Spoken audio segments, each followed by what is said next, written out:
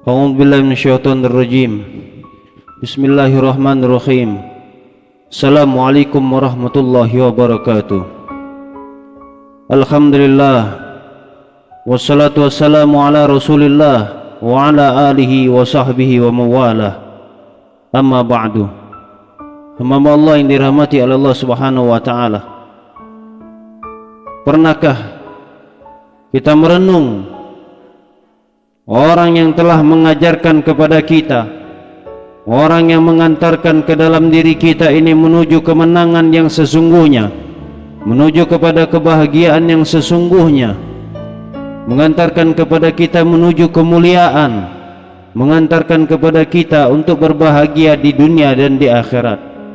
Dialah baginda agung kita, uswat kita, uswatun hasanah, uswah bagi kita, tauladan bagi kita ya mukmin.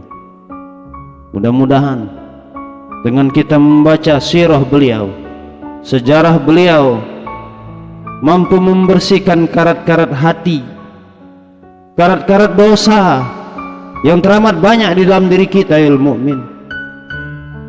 Dengan mengingat beliau, kita akan mengerti, kita akan memahami bagaimana perjuangan baginda Rasulullah sallallahu alaihi wasallam dan menumbuh suburkan kecintaan kita kepada baginda Nabi Muhammad sallallahu alaihi wasallam. Ayol mukmin, kelahiran Nabi Muhammad sallallahu alaihi wasallam beberapa waktu setelah perkawinannya antara Abdullah dengan Aminah tinggal di rumah orang tuanya. Tidak lama kemudian Abdullah berangkat ke Syria membawa barang dagangan. Di dalam perjalanan pulang, Abdullah, ayah dari baginda Nabi Muhammad SAW, jatuh sakit dan akhirnya dia meninggal di Yathrib. Oleh karena Abdullah meninggal pada masa yang relatif muda, tidak banyaklah ia meninggalkan warisan ayol mukmin untuk baginda agung kita Nabi Muhammad. Ia hanya meninggalkan sebuah rumah, 5 ekor unta, dan sejumlah kambing serta seorang budak perempuan, Ummu Aiman namanya. Mendengar suami yang amat dicintainya itu meninggal, Siti Aminah terkejut dan sedih sekali. Kesedihan ini lebih menekan perasaannya karena ia di dalam keadaan hamil, sedang mengandung baginda Nabi Muhammad sallallahu alaihi wasallam. Hatinya meratap bila ia membayangkan nasib anaknya yang masih dalam kandungannya itu yang bakal lahir sebagai anak yatim, tidak ada ayah. Dengan sabar ia menunggu kelahiran anaknya, karena setidak-tidaknya anak yang bakal lahir itu kelak akan menjadi pelipur lara serta penghibur duka yang selama ini meliputi dirinya, Siti Aminah, ibunda Nabi Muhammad SAW. Akhirnya tibalah saat-saat yang dinanti-nantikan itu. Lahirlah bayi yang bernama Muhammad. Siti Aminah sendiri tidak menduga bahwa pada malam menjelang dini hari Senin tanggal 12 Rabiul Awal tahun Gajah, bertepatan dengan tanggal 22 April 571 Masehi, ia akan melahirkan seorang bayi yang dikandungnya itu. Selanjutnya kakeknya Abdul Muthalib begitu mendengar cucunya lahir, ia langsung berlari-lari mendatangi rumah Aminah. Kemudian diangkatlah bayi yang baru lahir itu, diciumnya, didekapnya, lalu dibawanya ke Ka'bah. Di depan Ka'bah ia tawaf setengah berlari mengelilingi Ka'bah menggendong bayi yang baru saja lahir itu.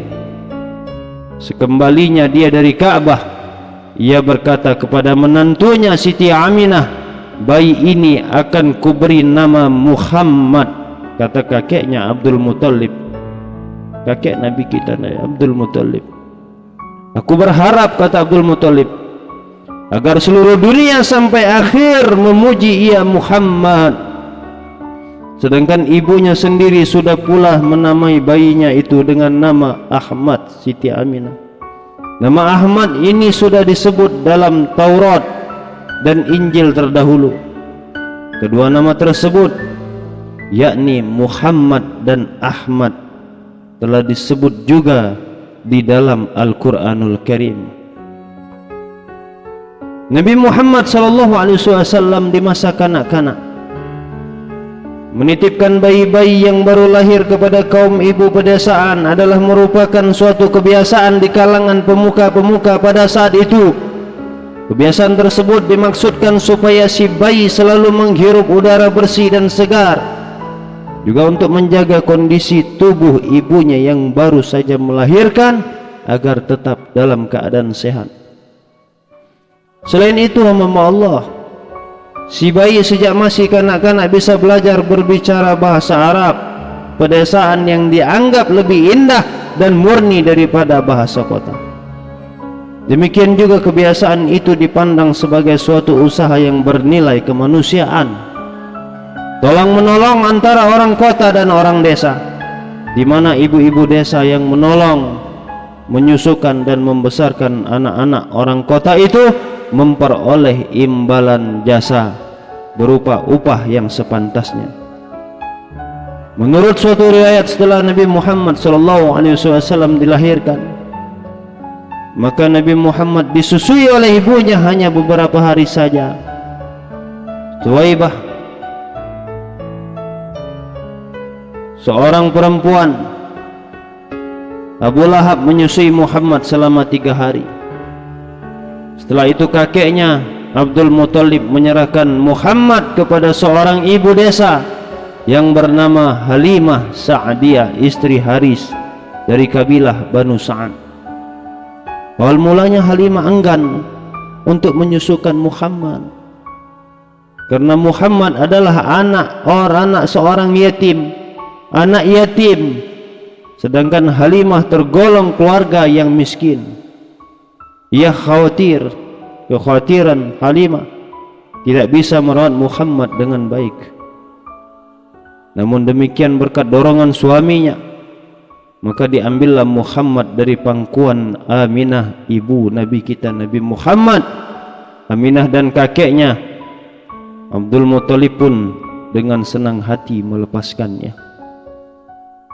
Halimah pada waktu itu kebetulan baru saja melahirkan seorang anak laki-laki. Beruntung benar bagi Muhammad mendapatkan saudara sepersusuan laki-laki juga. Menurut pengakuan Halimah, pada saat itu baru meletakkan Muhammad di pangkuannya ketika mereka sampai di tempat persinggahan untanya.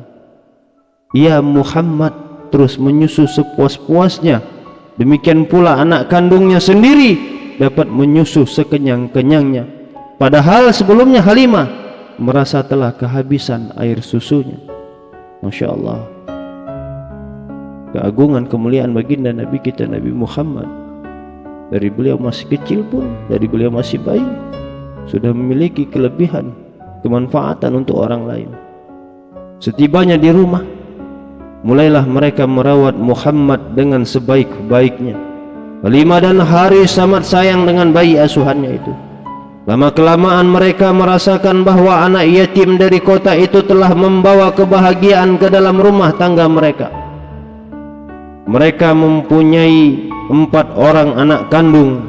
Seorang diantaranya bernama Dimrah. Keempat orang anak kandungnya itu ternyata amat sayang kepada saudara sepersusuannya itu, yaitu Nabi Muhammad SAW.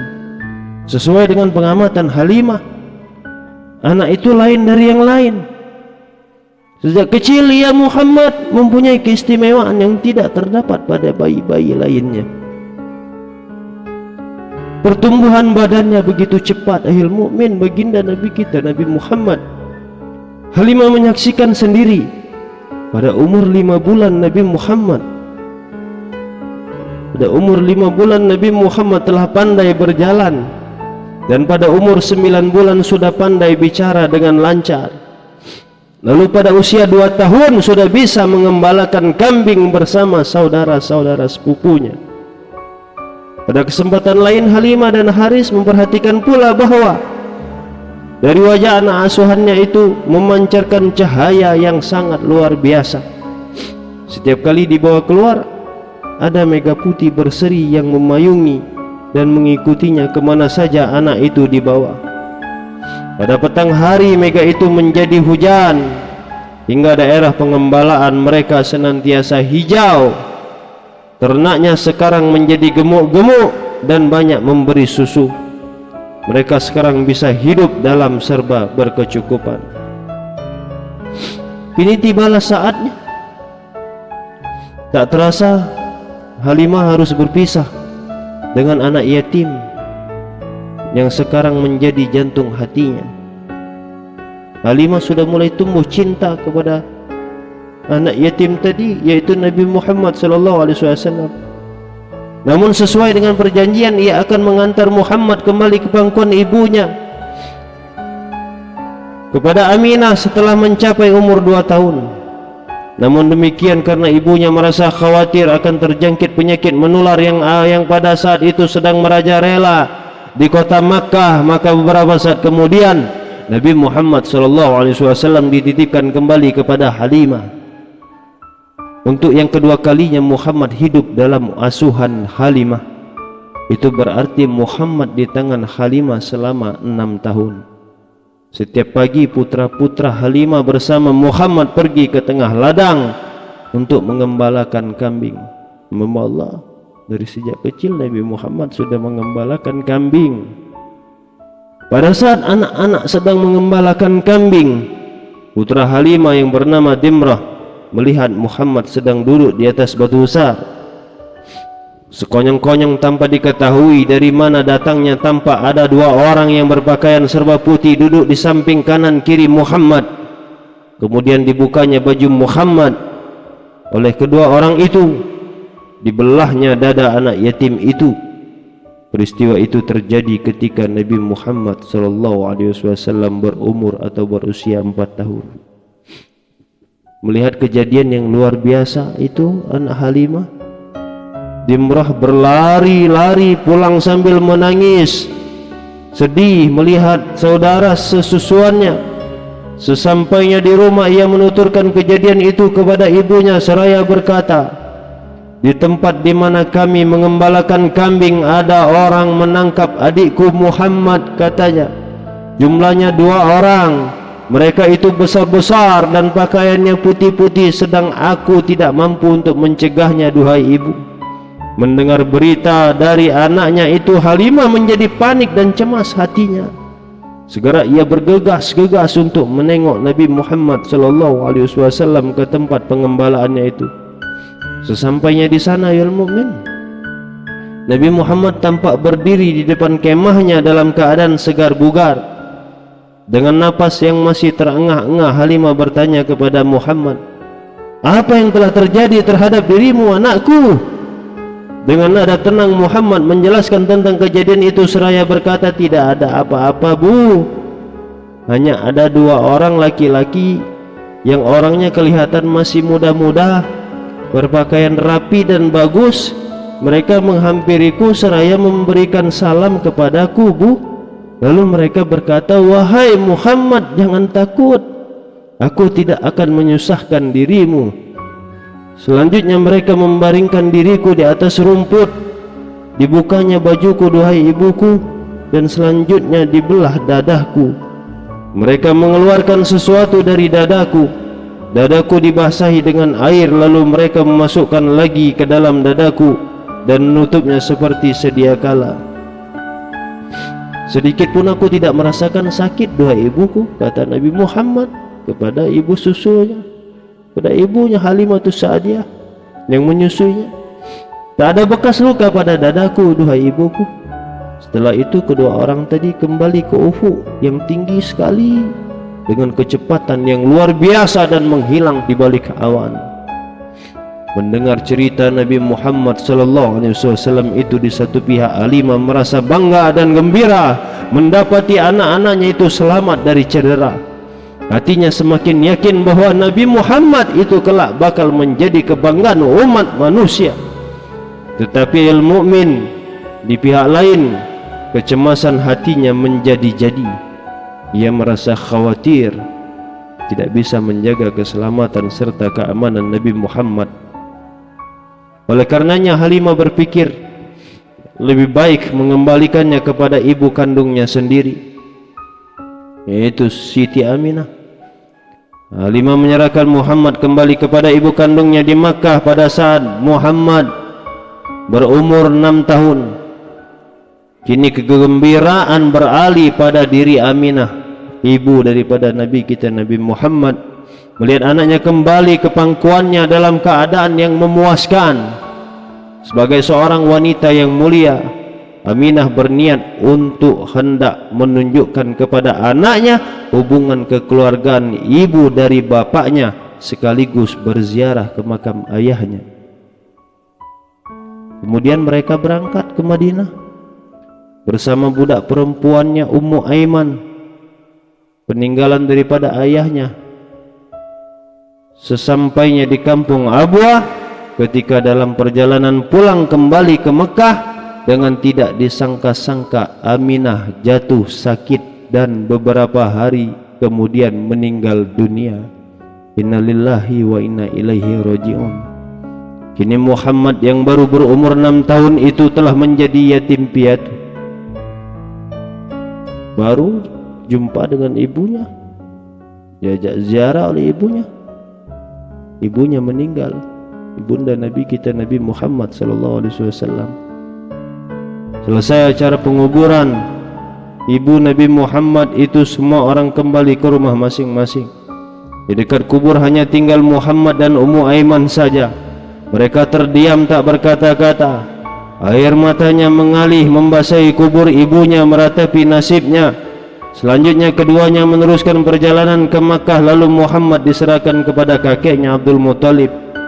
Abdul Muthalib amat larut perasaan kesedihan hatinya ketika menerima cucunya yang dicintainya itu pada usia 6 tahun. Nabi kita Muhammad mulai merasa kesepian. Pemeliharaan anak yatim piatu ini diserahkan sepenuhnya kepada kakeknya Abdul Muthalib. Namun demikian hanya berlangsung selama 2 tahun saja. Di dalam suatu riwayat diceritakan bahwa ketika Abdul Muthalib dalam keadaan sakit yang sudah kritis, ia memanggil semua anaknya untuk berkumpul. Abdul Muthalib kemudian menyampaikan wasiat kepada mereka seraya berucap, "Wahai anak-anakku, kini aku sedang sakit. Sakitku adalah sakit tua. Kurasa tak lama lagi aku hidup di dunia ini. Aku sengaja," kata Abdul Muthalib, "memanggil kalian," katanya, "untuk berkumpul, bukan untuk mewariskan harta benda, tetapi aku ingin menitipkan cucuku ini, yaitu Muhammad, kepada kalian." Selanjutnya Abdul Muthalib menerangkan kepada Muhammad keadaan pribadi dan watak anak-anaknya satu persatu agar Muhammad dapat mempertimbangkan siapa di antara mereka yang paling cocok dalam hatinya untuk diikuti dan menyerahkan dirinya. Tak lama kemudian Muhammad mendekati dan kemudian merangkul Abu Thalib. Ini berarti menandakan bahwa Abu Thalib itulah pilihannya. Abu Thalib adalah seorang yang sangat cinta kepada Nabi Muhammad SAW, tak kurang dari kecintaan kakeknya, neneknya, dan ibunya. Akan tetapi Abu Thalib adalah seseorang yang miskin. Ayahnya Abdul Muthalib yang pemurah itu tiada meninggalkan harta, pusaka, harta benda. Oleh karena miskinnya, ia terpaksa menyerahkan kehormatan, menyediakan makanan dan minuman bagi jamaah haji di musim haji. Muhammad pun terpaksa berusaha untuk dapat meringankan beban pamannya itu. Ia menerima upah sebagai imbalan atas jasanya mengembalakan kambing orang. Khayal mukmin, dari sejak kecil Nabi Muhammad terus mengembala kambing. Pada umur 12 tahun Muhammad dibawa pamannya ke Syria,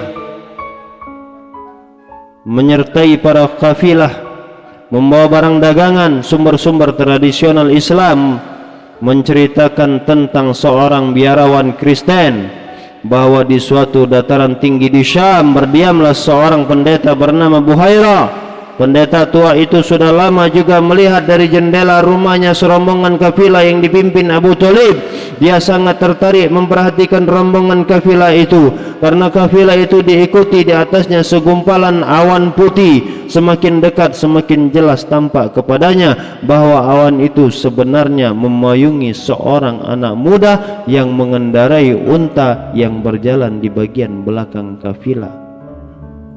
Setelah cukup dekat, pendeta tua itu ditakjubkan lagi oleh cahaya perangai yang cemerlang dari anak muda pengendara unta itu. Belum pernahlah ia merasakan dalam hidupnya yang sangat panjang itu ketakjuban seperti sekarang itu, katanya. Tanpa disadari, ia pun berlari-lari menjemput kepala kafilah itu. Dipersilakannya rombongan kafilah itu singgah di rumahnya. Setelah disaji makanan dan minuman, bertanyalah pendeta itu kepada Abu Thalib seraya berkata, "Apa hubungan tuan dengan anak itu?" Lalu Abu Thalib menjawab, "Dia adalah anakku Muhammad." "Tidak mungkin," kata pendeta tadi, sahut Buhairah pendeta tadi. "Semestinya ayahnya sudah meninggal, dia anak yatim bukan?" Terkagetkan Abu Thalib mendengar ucapan pendeta itu, lalu ia berkata, "Anak ini kemenakanku. Ayahnya sudah meninggal selagi masih dalam kandungan ibunya. Kini aku sebagai ganti ayahnya, aku memeliharanya seperti anak kandungku sendiri."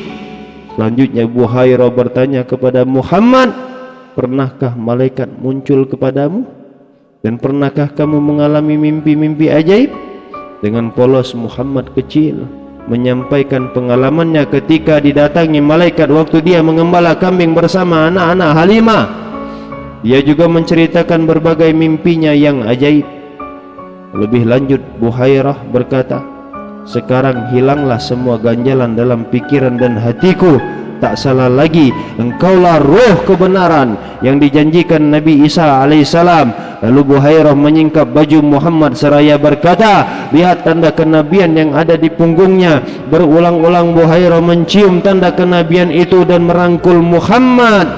Dengan air mata yang berlinang ia berkata lagi, "Semoga umurku dipanjangkan Tuhan untuk menjadi salah seorang pengikutmu," kata Buhairah pendeta tadi. Ketika hendak pamit, Buhairah berpesan kepada Abu Thalib, "Saya berharap kiranya Tuhan berhati-hati benar menjaga dia. Saya yakin dialah Nabi akhir zaman yang telah lama ditunggu-tunggu oleh umat manusia." Memperhatikan pesan Buhairah itu, Abu Thalib paman Rasul memperpendek kunjungannya ke Syria. Ia segera pulang kembali ke Mekah. Allah yang dirahmati oleh Allah Subhanahu wa taala. Cerita Nabi Muhammad yang insyaallah terus kita ceritakan sampai akhir. Mudah-mudahan dengan cerita-cerita ini mampu membersihkan hati-hati yang kita karat, mampu meneteskan air mata kita. Yang keras hati kita lambat, tidak mau meneteskan air mata. Bagaimana Nabi Muhammad dari kecil, makanya beliau diuji oleh Allah Subhanahu wa taala karena beliau dijadikan Allah untuk merasakan bagaimana jadi anak yatim, bagaimana menjadi piatu. Kita lahir ada ayah, Nabi Muhammad lahir tidak ada ayah. Kita besar ada ibu, ada ayah. Nabi Muhammad di usia 6 tahun sudah tidak ada ibunya lagi. Ini saja amal Allah. Mudah-mudahan ada waktu lain, ke waktu kesempatan kita akan sambung kembali dalam keadaan Nabi Muhammad SAW di masa mudanya. Al-fakir adaib ilallah wal afu minkum. Allahumma salli wa sallim ala sayyidina Muhammadin wa ala alihi wa sahbihi wa sallam. Alhamdulillahi rabbil alamin.